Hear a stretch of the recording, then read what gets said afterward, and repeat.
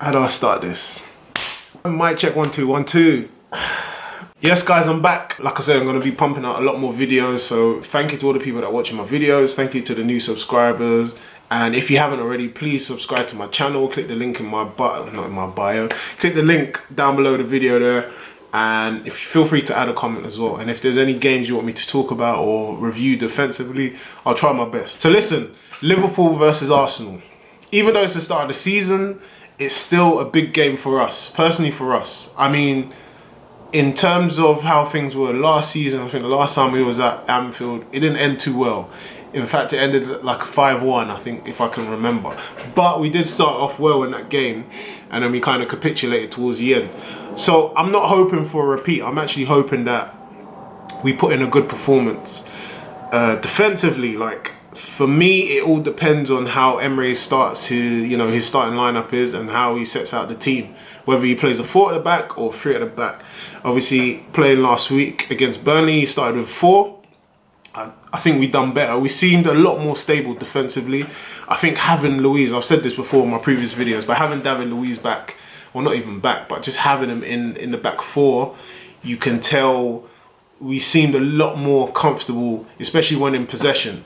And we posed more of a threat going forward in terms of our distribution. And that's what I was saying about having David Luiz in instead of Mustafi or any of the other defenders. As much as I love all of them, apart from Mustafi, in terms of distribution, David Luiz is probably one of the best passers of the ball, and he's very comfortable in coming forward.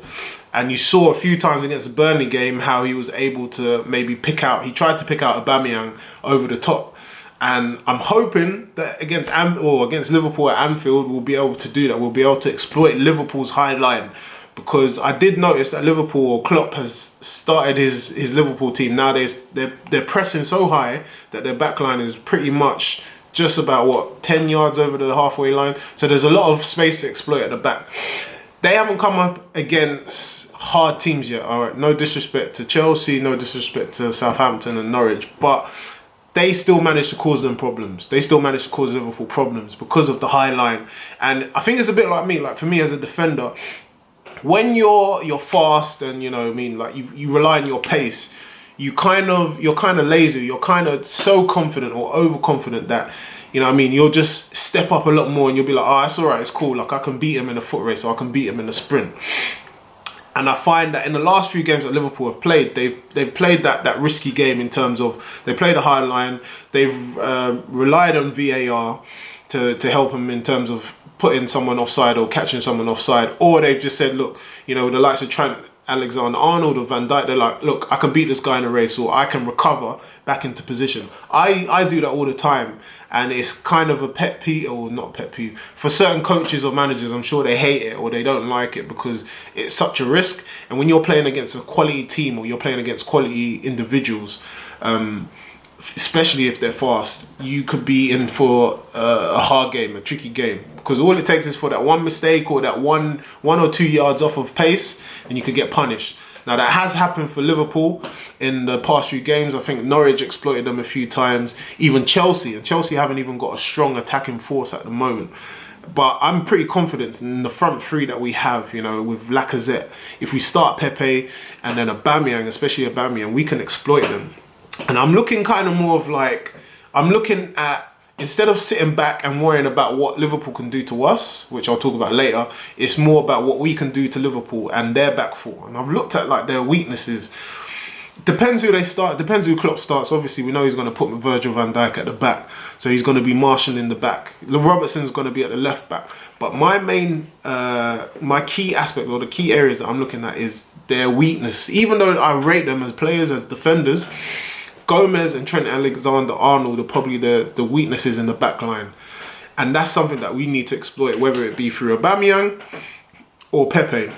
Trent Alexander-Arnold, as much as he's, people rated him last season as one of the best right backs, and in terms of his distribution and going forward, he's excellent. There are still a few question marks about him defending, and he didn't really get tested last season. But this season, or no, towards the end of the season, he did kind of get tested on his one-on-ones against certain individuals. But even this season, you've seen a few discrepancies. Look at that word I'm using in his performance, where he's getting caught out positionally he's getting caught out, and also he's just, you know, just certain things like one-on-ones, he's not maybe reacting quickly enough, or he's not looking over his shoulder, he's not aware. And those are key things that you need to be aware of as a defender, especially as a right back. In the modern day game, you have to make sure that you're looking over your shoulder.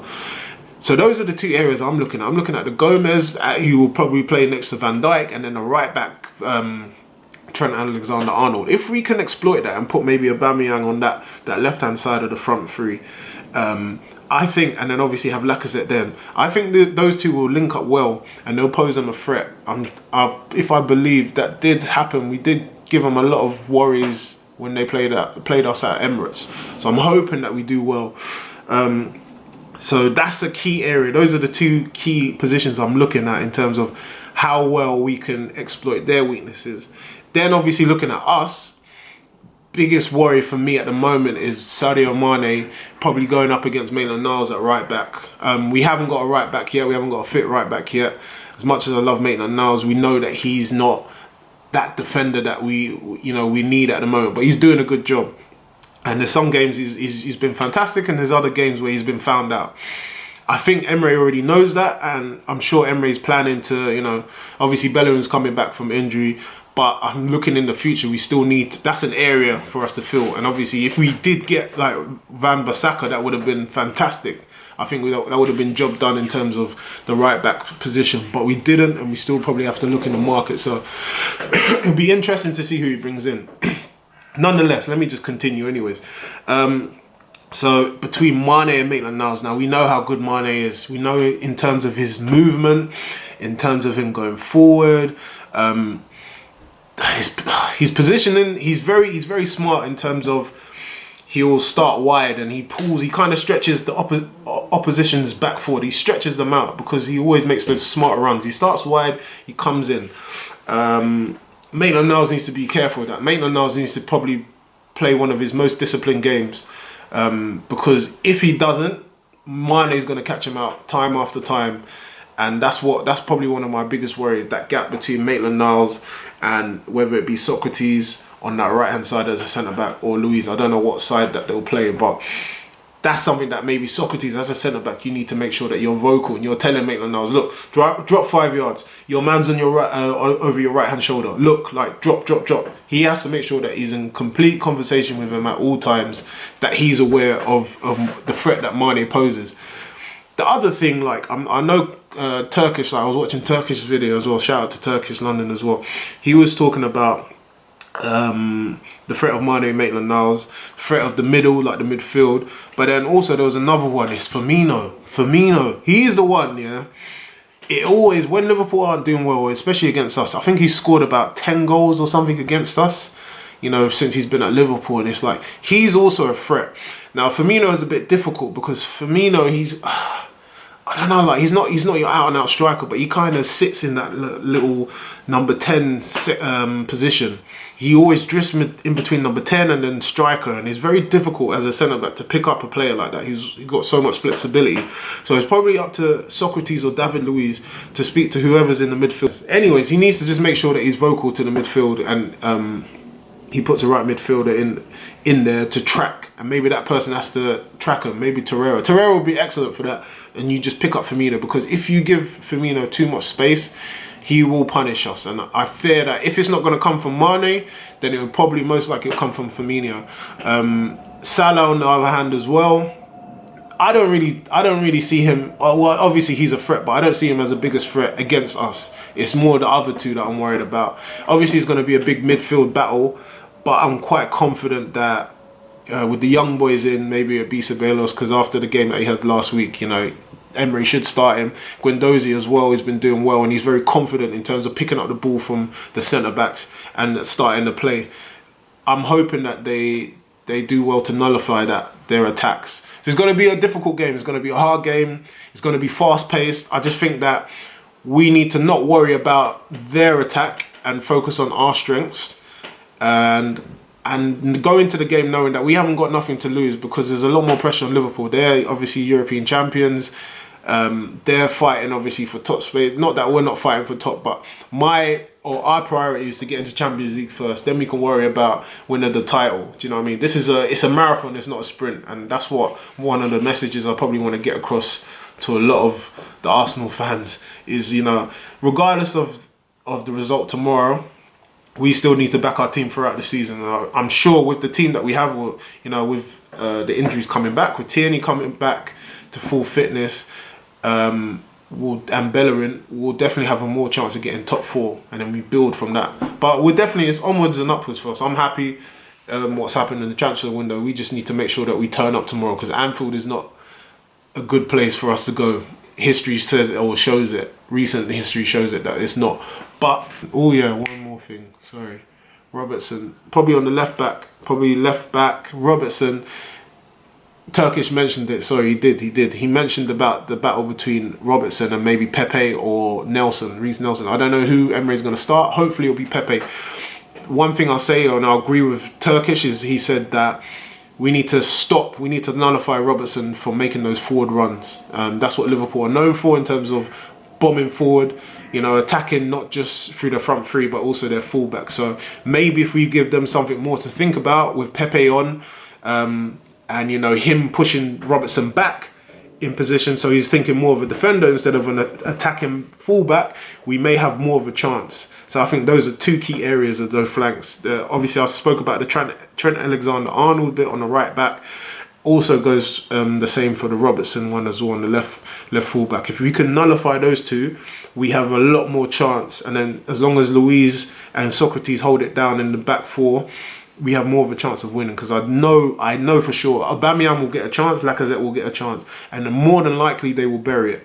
Yeah, I'm hoping they'll bury it. But yeah, I have faith in my team. So I'll probably say final score. It's either gonna be, I'm reckoning it's gonna be like a 3-2. It's gonna be a 3-2 filler. I'm going for 3-2 filler for Arsenal. If not, I'll be happy with a draw, like a 2-2 draw. But it's going to be very, very interesting, because we have 3 of the best attacking players. They have 3 of the best attacking players. The thing with us is all 3 of them, they haven't played together, whereas Liverpool will have a lot more chemistry. So that's the only thing. And then as well, if we can keep the score goalless up to half time, then maybe we might have a chance. But it depends. So yeah, I think I've covered everything.